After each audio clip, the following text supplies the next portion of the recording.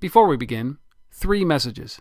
I love getting paid, but I hate invoicing. At least I did until I started using FreshBooks.com. That's why I've been a customer for almost 4 years, and I'm not alone. Over 2 million people use it and love it like I do because it makes our lives so much easier and gets us paid so much faster.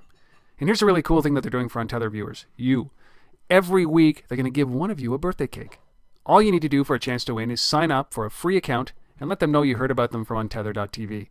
So head to FreshBooks.com and get started today with your free account. When my company needed to develop a key mobile product, one that I was counting on as a new source of revenue, I knew exactly who to turn to. Macadamian. They delivered on time with incredible attention to detail, and I was able to get product into customers' hands faster than I ever thought possible. I've personally known them for 10 years, and they do make great products even better. Check them out at www.macadamian.com.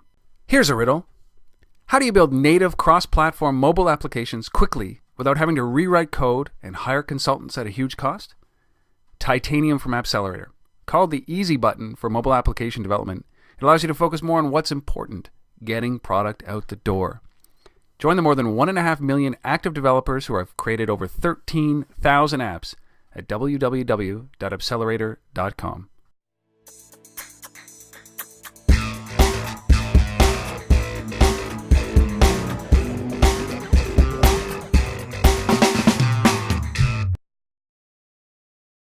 Hello everybody, welcome to Untethered.tv, where we have casual conversations with mobile rock stars, and I'm joined by one from Silicon Valley, right in the heart of California, right in the heart of the innovation in the mobile space. Jeremy Geiger, who's the founder and CEO of a company called Retailigence, as in retail intelligence, jam them together. And what Retailigence does and what the concept of this is really near and dear to a lot of the content that I've already brought onto the show, a lot of the entrepreneurs that are building around this, is something that has been labeled, what are we calling this? Inventory 2.0. And this is a really neat topic because, as I've said many times before, I think that the retail industry is one of those industries that are going to go through an incredible overhaul and upheaval as a result of mobile. And right in the middle of all this is Jeremy's company. So Jeremy, welcome. Thank you for coming on. Very much. Thanks for having me, Rob. Well, I'm thrilled to have you guys on here because this is something that is impacting a lot of companies, and it's happening now, and a lot of them don't even know that it's happening at this point. There's a lot of there's a lack of certainly intelligence, I wouldn't say, but grasping of the impact that mobile is about to have on their business. And companies like yours are going to be the leaders in retail going forward in the next couple of years as they kind of understand what the impact of this great industry is going to have on their business and on the power of the consumer. And I hope to dive into that with you today as we explore what Retailigence does and some of the wins that you guys have had. Sure. Why don't we start? I do a short version of a description of the company, but why don't we start? I'm going to ask you a really, really great question, which is what is Inventory 2.0? And let's go through exactly what it is that you guys are doing. Great. That is a great question. Oh, thank you. Good start then. Right. So basically what Retailigence is focused on is aggregating together this big, massive database of local retail inventory data. And we make this data available through an API to various mobile applications. Use cases are people are looking for a specific product. It's pretty easy to see if an online site like Amazon.com has that product and check the price of it. It's pretty hard to actually see if a store nearby within a couple of blocks of where you are actually has it. And that's what we do. We make that data available to third-party mobile applications to answer those type of questions. So you're very much behind the scenes. You're an enabler for other mobile applications that are providing this information.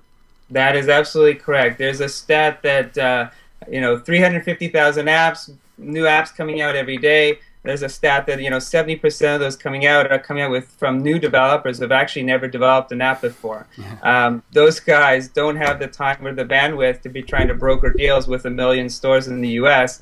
And that's why they come to us to get access to local inventory data from us. It makes a lot of sense because certainly in mobile, I think it's left over from the web world, which is the rapid application development environment, and that's more and more happening, especially as companies open up APIs to of centralized data sources like you guys are doing in product.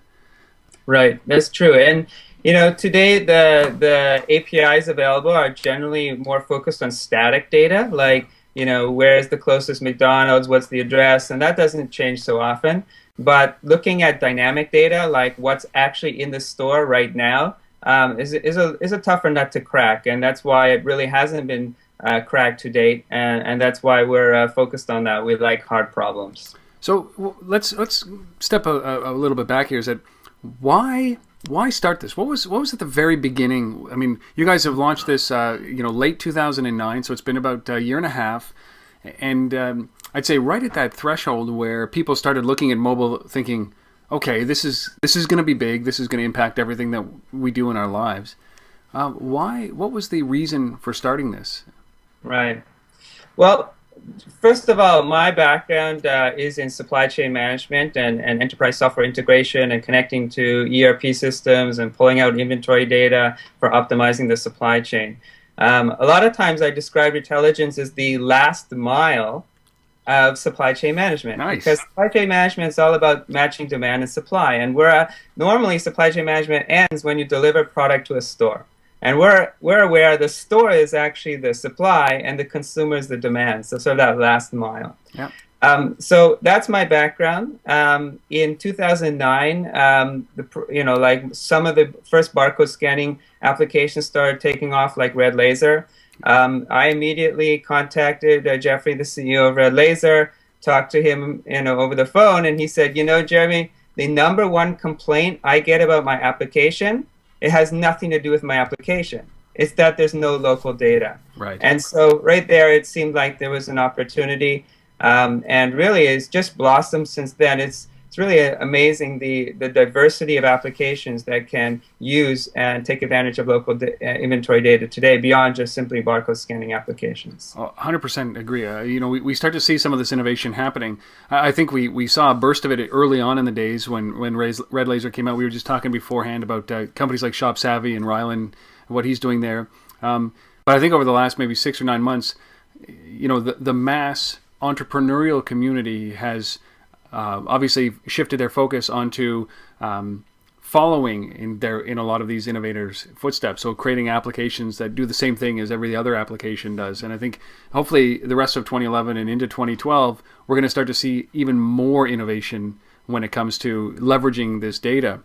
Right. But when it comes to what you guys are doing, this is a Herculean task, right? I mean, I mean this in the most simplistic terms, that it's relatively easy to pull in all of Amazon's product line, right? Every product on Amazon.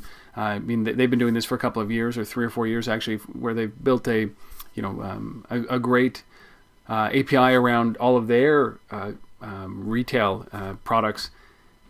So it's relatively easy on the internet to bring that stuff into a third-party application, barcode scanners, that kind of stuff. But you hit it. The challenge is going to be when you try to actually bring in local, like my local stores, their inventory. So why embark on that? That is because it's so challenging? Is that why? No, I mean, so every single new mobile application coming out today, I shouldn't say every single one of them, but all, increasingly the local dimension is important to mobile applications. Otherwise, you might as well just have a website, right? Yep. So I think the differentiator on a mobile app is the local dimension. And kind of going back to what I said before, you want to know about your local environment, and static data is available, dynamic data is not available.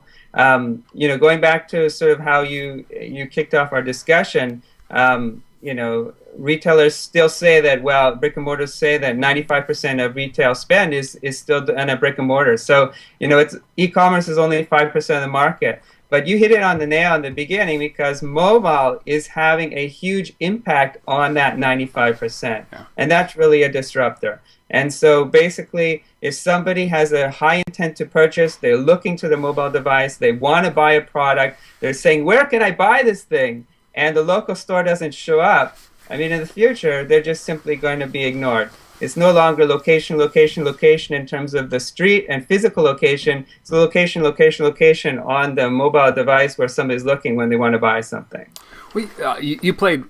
This is a great conversation because you played into something that I've talked to a lot of people about around the erosion of brands, and maybe this answers that a little bit because of the fact that I believe that price is a driving factor of product, right?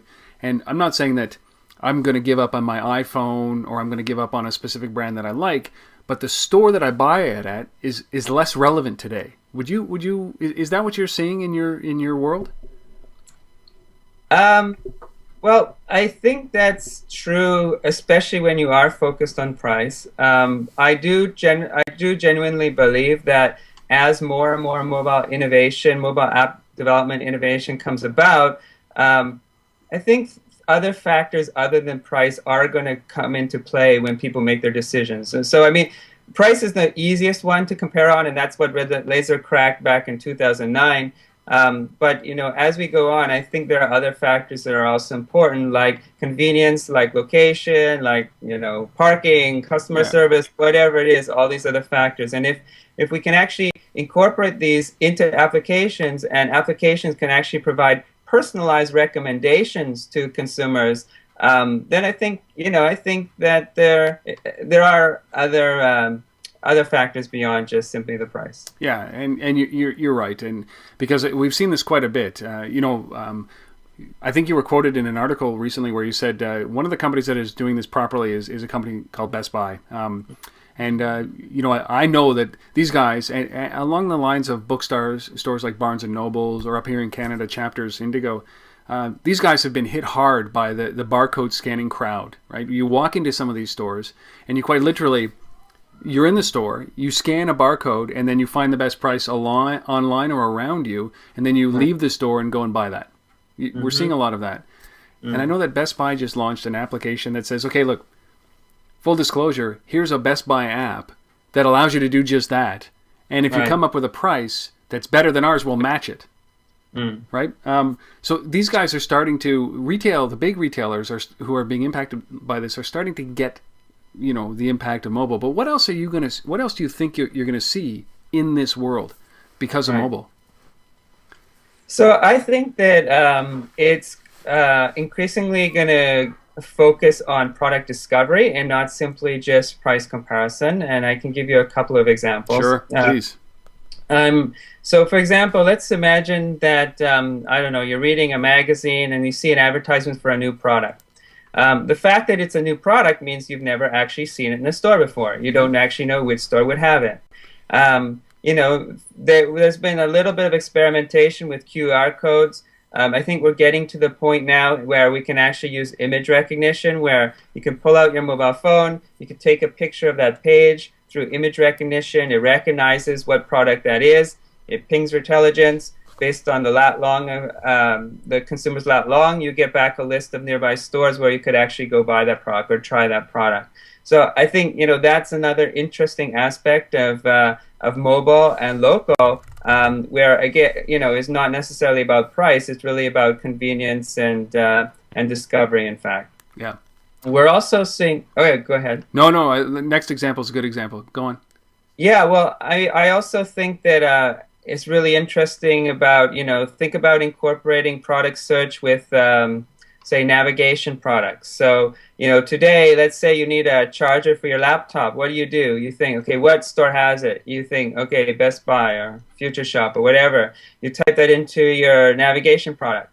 Well, actually, you're making a very manual step there, which may not be an efficient one. What if you just simply went to your navigation system and said, I'm looking for a MacBook Air power cord.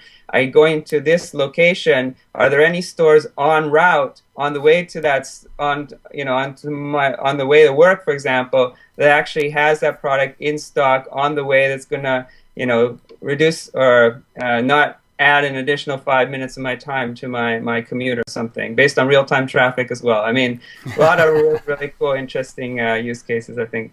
possible. Well, this is where we start to get into productive uses of this technology.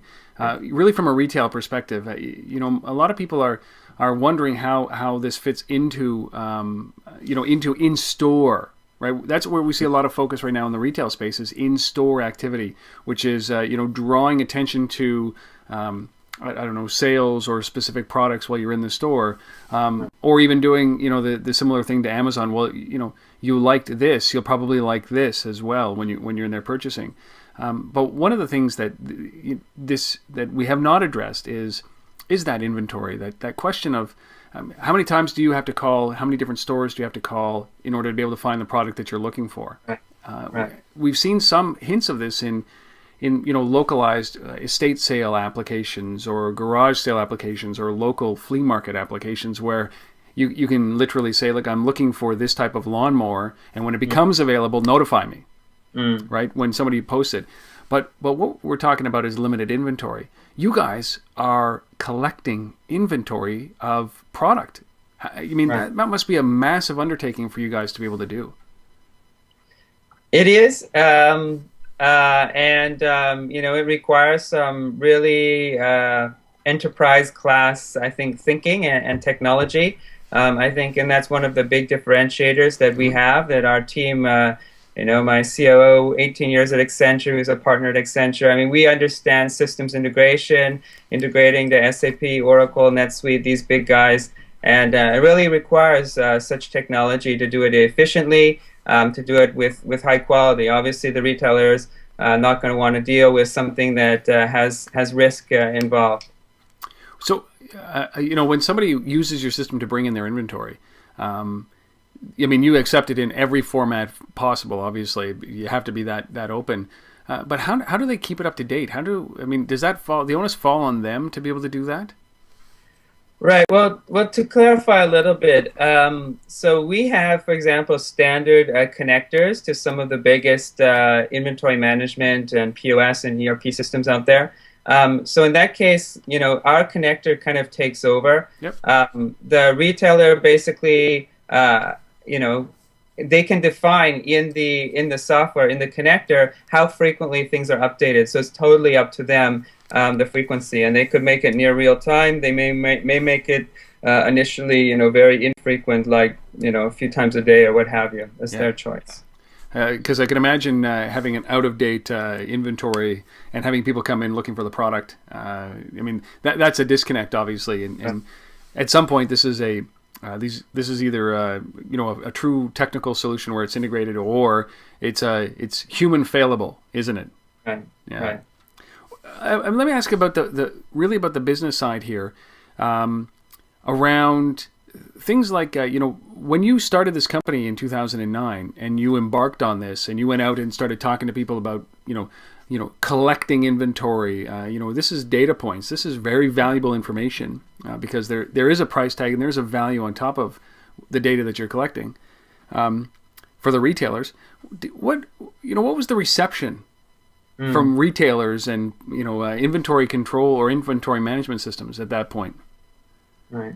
I mean, honestly, we are not dealing with highly sensitive information like sales data, for example. If we were asking, right. So all we're really asking is like, what do you have in your store? And I mean, that's really not any secret information for the retailer. And in fact, if somebody's looking for it and they don't know you have it, they're not going to get the sale. So it's to the retailer's benefit to actually have it out there.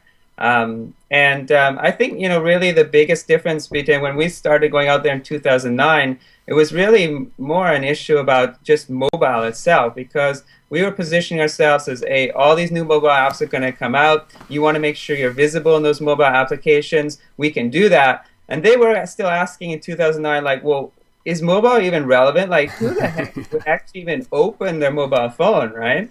And so that was kind of like sort of phase 0. And then phase 1 for us was like, they would say, well, okay, we're now starting to see that mobile is sort of important, but so our focus is on making our own mobile application, which is fine. So they did that, and then they started realizing, well, I guess the average consumer is not going to be downloading 5,000 apps for all 5,000 retailers that they happen to visit on the average year. So, it's been an evolution, I would say, in terms of retailers really sort of seeing the value.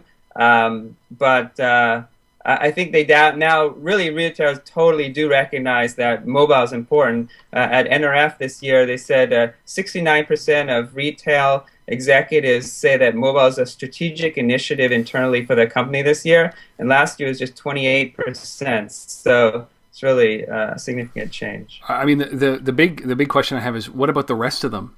100% of these guys should be thinking like, retail or mobile is going to have a massive impact. And, and 100% of them should be thinking this. So I'd hate to be the guy who said no. 31, half of them already had the strategic initiative last year, right, and the other 15% are going out of business. Exactly. Like those are the ones that I would not be shopping from, or I would be shopping from right now on credit, so that you don't have to. I mean that it's interesting that's such a sharp incline. Right. So something must have happened along the way for them to be able to think, wow, mobile is huge. From your early conversations, say, early 2010, just over a year ago, people kind of saying, is mobile really going to be relevant? And to almost a year later saying, oh my God, what happened? It's so relevant. We have to be implementing. Are they implementing as fast as the decisions need to be implemented? No, they're not. And the other kind of dimension of that is that like every marketing department I talk to, they totally know they need to do something, and maybe even their CEO has told them, you guys better become relevant in mobile, but they actually don't know what they should be doing. Oh, it's a great I just see this over and over and over. They're running around, okay, it's important, but what should we be doing? So it's such a great point. It's such a great point, Jeremy, because you see some of these companies diving into mobile without a clue. Right. And exactly. the impact can be so devastating to a company. This is what we're seeing everywhere, which is companies jumping into Facebook Places, for example, and giving discounts to people who are already in the store. Right? You're adjusting price expectation at this point. You're hurting your bottom line, aren't you? Right. So, I mean, what kind of advice would you have for a lot of these retailers that are sitting back saying, look, my CEO has done this. He's walked into my office, or he sent out a memo or an email or whatever he does, and says, or he's announced that mobile is an important strategy and we're going to be adopting, this as a strategy going forward. And then he walks in and says, okay, you, mobile, go.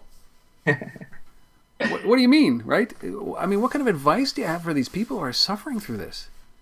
Yeah, I mean, I would say that, and obviously a little bit of a biased opinion here, but I would say that, there's no one silver bullet. And so, our approach is, well, by working with Retailigence, you can be visible in a whole slew of different applications, and you can watch and learn. So we are providing data back to those retailers about, their consumers, like what's the ratio of iPhone to Android to RIM users, for example, and what's the ratio of people using this app versus that app, and how many times per month are they doing it? And we're providing all this information back. And really, I think, how can you make investments in mobile until you actually, understand the landscape? And I think, we're a great first step, because we can actually help retailers see that landscape and then make more informed decisions in terms of, should they be developing their app, and what platforms should they be developing, and what features should they be putting in there, etc. It's this conversation has been going on. I think maybe the last 6 months we've seen a lot of it, which is native app development, and should I build an app? Right. So does my retail outlet or my brand or my chain or my brand need to build its own app? Or I would put this out there as a secondary question, or do I need to get my products into everyone else's app so that it's a broader appeal? They've already got users, right? So we're not starting to create an app and then create a community in isolation. Go in and use like Shop Savvy, or use The Find, or use Red Laser. They've already got millions of users looking for your products. Is that how do you recommend? Like, what's the balance for you? That's exactly our pitch, and And it's not just developing your own application. There's ongoing investment in trying to get the audience and cross-platform. Oh yeah. Yeah, and yet you've got all these people, consumers, downloading apps every day, using those applications, and it's really actually hard to predict whether they're going to be the winners and the losers. So working with Retailigence, I mean, a lot of people say, it's kind of the lowest risk option, because you can be visible in all of them, and some are winners, some are losers, some are going to take off, some are going to die. You don't need to make those big bets, which could are high risk decisions. It's so true, because I mean, I understand from a consumer's perspective the retail business, right? I walk in, I don't understand the science or the social science behind how things are placed, but I know there is one. I know that the cash register is in the back of the store, to get me there. I know that there are trinkets on the side of the cash registers that are last minute buys. Really. So there's a science behind all this. That industry I don't understand as well as I understand the mobile industry. Retail experts and people who work in the retail business know retail. There's no reason that they should know mobile as a retail outlet, right? Yeah. So the question, to be tasked with building your own app and understanding an app development process and understanding how you should interact with that app and how you get it in consumers' hand, will be rife with the way they do business today, not the way they should do business in the mobile space. Are you running into that? Yeah, I would, and I would actually expand that even a bit further. I think that a lot of retailers rely on agencies. And actually, I haven't seen the agencies being very innovative as well. I've seen a lot of agencies just simply saying, "Okay, develop another application." Yeah, well, it's because it's like, yeah, that's 50 grand. Yeah, we'll take care of it. Don't worry. Right, exactly. So, I mean, I've seen that over the last couple of years. I really do see change happening now. This concept of the digital path to purchase is becoming very significant, especially with agencies. There's all these different ways of product discovery, whether it's on Facebook or whether it's through a magazine, whatever. But at the end of the day, what matters is if the consumer actually buys something, right? And so what's the gap between seeing an ad in a magazine and actually making a transaction? That's the path to purchase. And really, that's exactly where Retailigence lives. So I am seeing change, but it's been a bit... I was a bit disappointed the last few years that the agencies who pitched themselves as being the creative thinkers didn't seem to be so creative. I mean, creative is mobile. Hey, it's mobile. That's creative. We have to be there. That's. I think that people early on. I was just talking about this. Is that I think people are building for today. They're not kind of thinking about where they want to be in a year from now or 6 months from now, especially in the mobile space. It changes so drastically. But I think what caught people by surprise was location. Was the fact that people were willing to give up location, in exchange for finding out information that's relevant to them, and that really took everybody by surprise. Right. If you think about a couple of years ago, the idea of checking in with Foursquare, people would look at you like you were insane, and now there's 7.5 or 8 million people doing that. Right. So, and the other thing there on that is I think that initially people would do it as it was as a novelty, right? And I think today the reason that we have 7 or 8 million is there's actually a utility as well, right? Yeah. So you check in and you get information about your environment, and so I think that's been a big change. So what are I mean, do you have a laundry list or like a few things that retailers or companies should be looking at mobile to assist with? Aside from you guys are really in the product inventory space, but how do they leverage that to the best of their capabilities? For an example, I talk about expiring inventory. I love this concept, right? Tickets for games or movies or theaters, restaurant reservations. You never want to leave an open table. How does all of this kind of fit into that as an inventory system for mobile? It's so cool. It's exciting. It's actually very interesting. And obviously, like with food products, there really are hard expiration dates, right? And if the product expires, it's a complete mess for the retailer, for the brand, for everybody. So I think the concept of dynamic pricing is going to be coming at some point in time. Just throwing it out there, if a product was expiring on the shelves and, and the brand and the retailer knew that, they also knew that somebody 2 blocks from their store was actually doing a search through some application, searching for that category of product. Well, it wouldn't take a genius to figure out. Yeah. Maybe there's a possibility to offer them some dynamic price or incentive to get them in the store. And we all know that once they're in the store, especially with grocery, they're definitely likely to be picking up some other items at the same time. But how close is that to a reality? I mean, we're talking about retailers who a year ago thought, mobile, still not all of them think that mobile is relevant to their business, and maybe there's 1 or 2 in the world that aren't. But how close are we to that kind of vision where it's that flexible? Yeah, I think we're still we're 12 to 24 months away from that, and even at that, it's obviously not wide adoption, but it's an area that I personally am very interested in. I have a bachelor degree in mathematics, and we have many advisors on our board who are in that space. So I believe it's coming.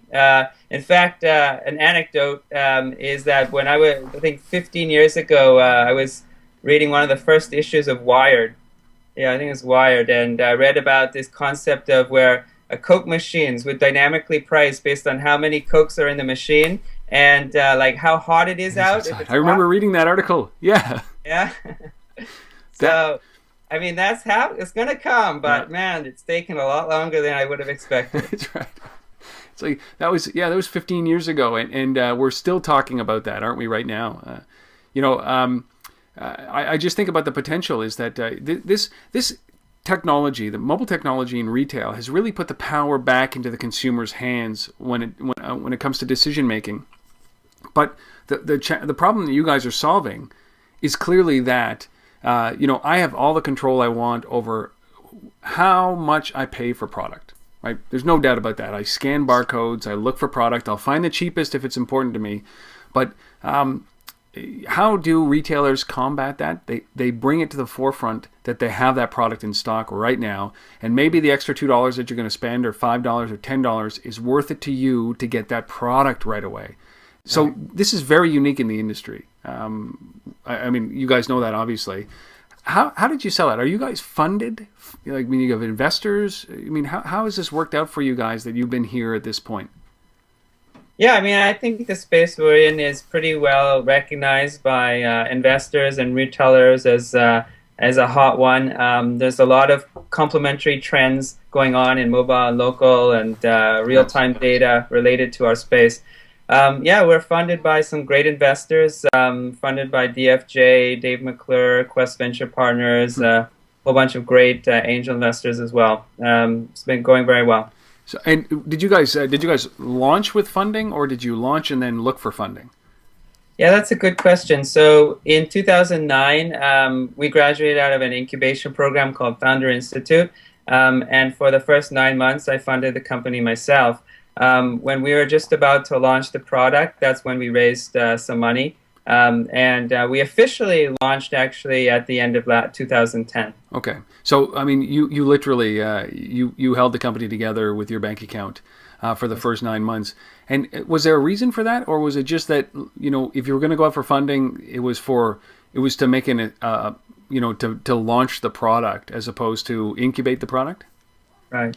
It was just a matter of time allocation. I mean, I think these days it doesn't take a lot of money to start a company, and so the question is, do you invest 50% of your time for 3 or 6 months to raise a few $100,000, or do you just go for it? And I decided to go for it. It's pretty amazing that I'm in Ottawa, Canada. Which was labeled Silicon Valley North during the boom, the .com boom. An incredible amount. To this day, an incredible amount of venture capital was invested into the pipes and the plumbing of the internet infrastructure. in here, and this is where you wanted to build chips, so you need a fab, and 20, 30, 40 million dollar investments were commonplace here during those years, and now you hit it on the head. Is that it's easy to start companies today because of companies like you with an open API. And for a couple of $1,000 or tens of thousands of dollars, you can get a product up and running and launch and start generating revenue in the mobile industry. So, when you guys went out to raise, plus the valuation's probably a little bit better when you've got a product than pre-product. But when you went out to look for investors, was it a hard sell, or did people just understand what you were doing? There was a division, I would say. Our investors, the ones that put money in, they just got it immediately. So the three top investors in our company, I tell people this jokingly. I think that within 20 minutes of meeting me, they had made their decision. So, but it took meeting a lot of frogs. Kissing a lot of frogs, yes. Well, what was it about it? Was it you, your history, your pedigree? What do you think it was that the idea, the combination of all of that, the team you put together? Yeah, clearly it's the combination of all that. I think those three things you just said are the key things. So I do have a very relevant background. I've done over 50 strategic partnerships with ERP vendors and systems integrators in the past. Started about a dozen different companies, subsidiary companies. I guess it required those people with forward thinking to imagine how mobile was going to develop and location. I think putting together the team is a critical component, and have a great team. So you're a year and a half into this, and what do you see? Where do you want to be in a little while? I'm not talking 5 years down the road. I'm not talking about acquisition or anything along those lines. How do you want to advance mobile in the retail space over the next little while? Right. Well, I truly believe in there's going to be massive innovation in mobile application development. There's a few key players in shopping today, applications, but there's some people have the belief that there's going to be consolidation, and in the end there's going to end up being like two main apps, and other people have a different view, which is that it's going to be massive fragmentation. And I'm of actually the latter opinion. I believe that if all the plumbing's available, all the inventory is available, all the ability to plug into mobile payment solutions is available, then anybody can create whatever user interface they want. And I honestly believe that a 13-year-old high school girl is going to probably want a different interface or visibility into that experience than is a 50-year-old venture capitalist, for example. So, but behind the scenes, if it's all quality data, they're all going to adopt their own application which is comfortable to them. But the data, that data layer, you want kind of harmonized data across, you want to be the central resource for that, don't you? That's what we're doing, right. Yeah, and how do you guys generate revenue then from a 13-year-old girl building an app that you know? Right. Well, at the end of the day, all said and done, what we're doing is we're bringing people into stores, so foot traffic, and not just any old foot traffic because somebody wants to pick up a free item or whatever. It's somebody with a true intent to purchase a product, and so it's a pretty high purchase intent. And so that's basically how we monetize. We charge the retailer for getting those high intent consumers into their store to buy products. We're going to end up buying other products at the same time. All right, and what's a good example of somebody who's leveraged your technology to be able to do just that, or in a way that you look at it and say, yeah, they get it, that's innovative use of the data that we're providing. Right. So it's a combination of the retailer getting it, and then also the application developers really realizing what they can do with that data. So maybe I'll just start with the application developer side. One of the ones that has really been taking off recently is augmented reality application. company called Layar, and they integrated Retailigence with their API. You know, honestly speaking, when I first heard about it, I mean, AR is like cool. Oh yeah, it's really awesome. But flashy. I really wondered, is there real practical use here? And once it went live, I was really, really impressed by the value of this. You know, let's say that you're in a downtown area, you're downtown New York, downtown Toronto, what have you. You're in Toronto, right? I'm in Ottawa, but that's okay. All right. Anyway, let's say you're in a downtown area and you're looking, you forgot your battery on your phone's about to die. You need a charger for your phone, right? And if you type that into an AR application and swing it around and see, oh, there's a store 2 blocks that way, there's a store 1 block that way, oh, right across the street there's a store.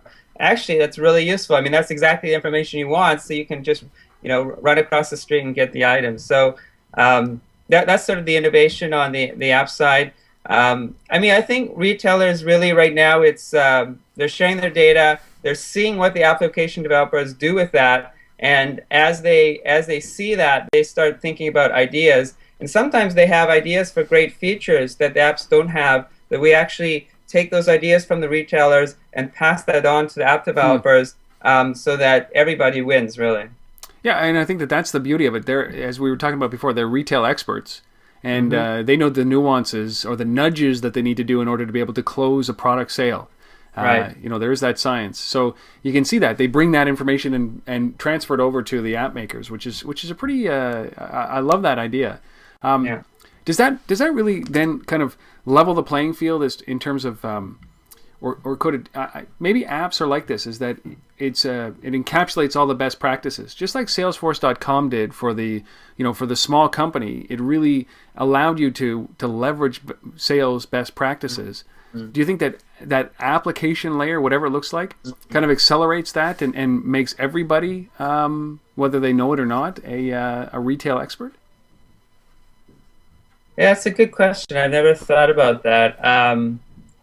But I mean, I would say that I think the collective wisdom of an application developer who's getting feedback from a lot of different retailers probably going to end up creating a better app than any one retailer themselves. Absolutely. Yeah, you'll leverage like Nordstrom, or you'll leverage the the way that Amazon.com has finessed their sales pitch, even down to Best Buy and the local retailer. Gary Vaynerchuk talks about it in the Thank You Economy. He says, it's like you walk into a local butchery when 70 years ago and they knew your cut. So right. I mean, you're leveraging all of those types of relationships and the way that each one of these sells, and you put it into one app. That's pretty powerful. That's a very powerful application. Who's building that? I'd love to see that. Let me know. Okay. So now you guys have been doing this for a little while, and is there anything that has been so surprising that you look at it and you say, we had no idea about this, or these guys or this industry is so far behind? Is there anything that's been so surprising to you as you've gone through this process? Well, there was a lot of skeptics in the beginning about retailers actually having some type of a software in place for managing inventory data. And since we are connecting right to those retailers' backend systems, there's a lot of skepticism there. The reality is that we basically work with those ERP or point of sale vendors and work together to promote Retailigence to their customer base. And so, given that we're sort of a greenfield site, right? 2 years ago, not a single retailer was sharing their inventory data. We haven't found that as a challenge. We really haven't found that as a challenge. So I guess that's a surprise that I'm thankful for. No kidding. Well, I mean, it really does position you very well. That data, it's anonymous data, but it's you could look at, maybe this is too big, but if you think about that kind of accumulation of data, do you look a little bit forward in a year or 2 or 3 or 4 when you've accumulated this kind of data? You're obviously going to be putting out trend papers about products.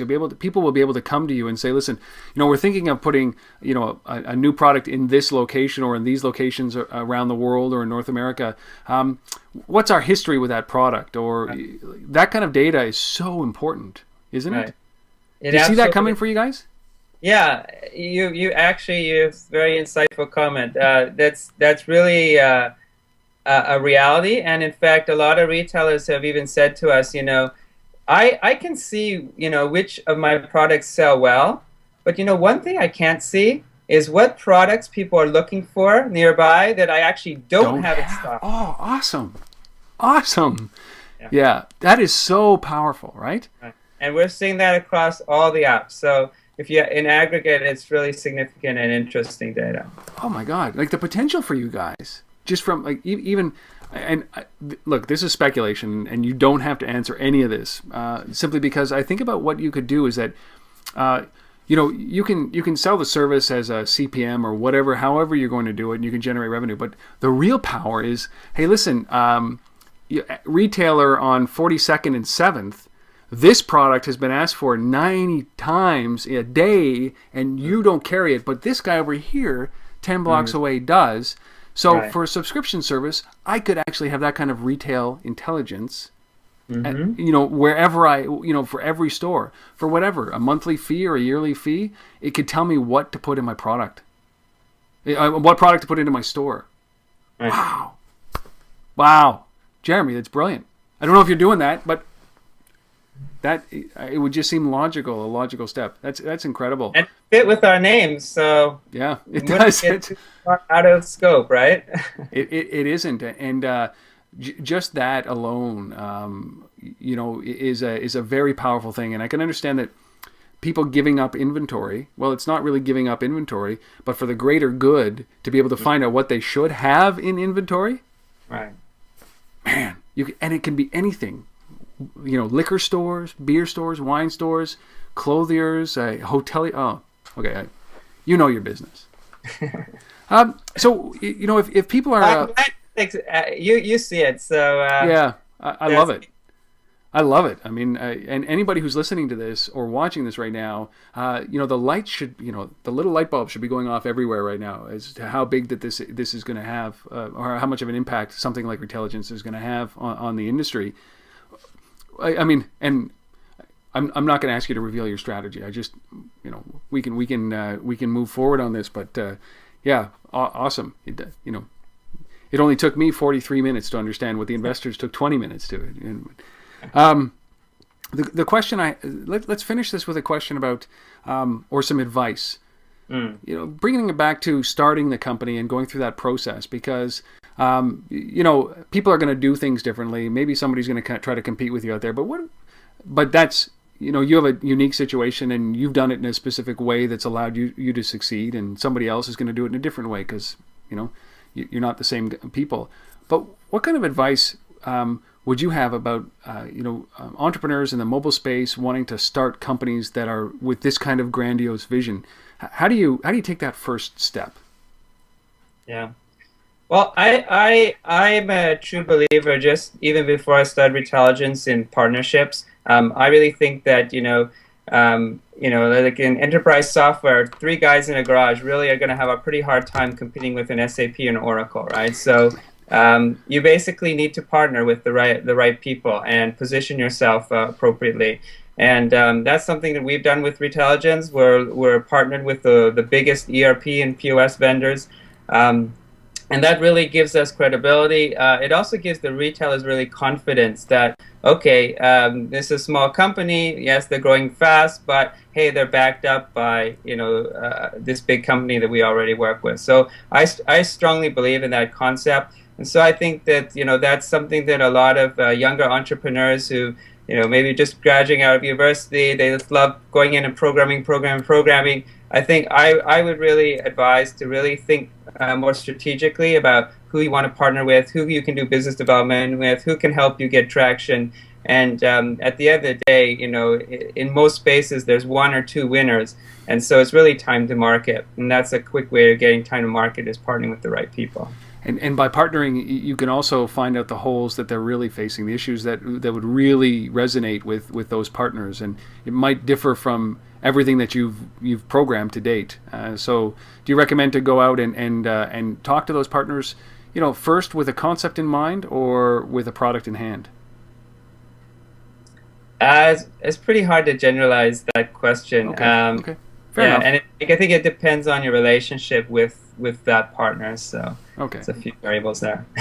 Well, that's great. So I mean, look, Jerry, I mean, phenomenal. I love what you're doing. I love how this is going to move the retail industry into a space that they're not even thinking of right now. They're thinking mobile. Got to build an app. Got to protect my brand. But what they really should be figuring out or looking to right now is, you know what? I'm in a retail industry. My whole livelihood is actually selling product. So I got to figure out how to leverage mobile to sell product. And I got to make sure that we've heard this before. It used to be location. I've got to make sure that the products I house in my store are the products that people are asking for. And anybody who marries those, God bless them. It's going to be an unbelievable growth story. And that's what, hopefully you guys are right in that spot with Retailigence. Yeah, and Rob, you interviewed us when we were still young and foolish as well. That's right. Maybe, can I leave with 3 parting thoughts? Then? Absolutely. So in our last 1.5 minutes here. So basically, app developers out there, feel free to contact us. We have an API, basically free to use. You can use it to make your application more useful and also get some pretty interesting insights into the consumers that are using your application as well. Partners, I just said we're totally a partner-friendly organization, so anybody that sees opportunities to work together, we're really open in doing that. And obviously, retailers, make sure that you're one of the winners of the future. Come to Retailigence, learn about your market, learn about consumers, and get more people into your store who have intents to buy. What a great way to end it. And just go to retailigence.com and they'll be able to find all of this. That's right. So Retailigence.com. Well, listen, Jeremy, I really appreciate the time that we've spent together today. It's been insightful. Just when you think you understand an industry, I meet somebody like you and it takes it to a different level, and it's humbling. So I really appreciate you spending the time, 45 minutes almost, expressing what you guys are up to and how you see the retail industry shaping out as a result of mobile. Really appreciate your time. No, I enjoyed it. Great questions. Let's keep in touch, Rob. I definitely will. We've been speaking with Jeremy Geiger, who's the CEO of Retailigence. Go check them out. As you said, the plea, do those 3 things. If you're a retailer, if you're a partner, or if you're an entrepreneur building an application, go to retailigence.com and leverage what they're doing here. And I think you certainly will benefit from that. Jeremy, thank you. Thank you to everybody who's made it through this far. And really appreciate you watching or listening wherever you are. This has been another episode of Untether.tv. Thanks, everybody.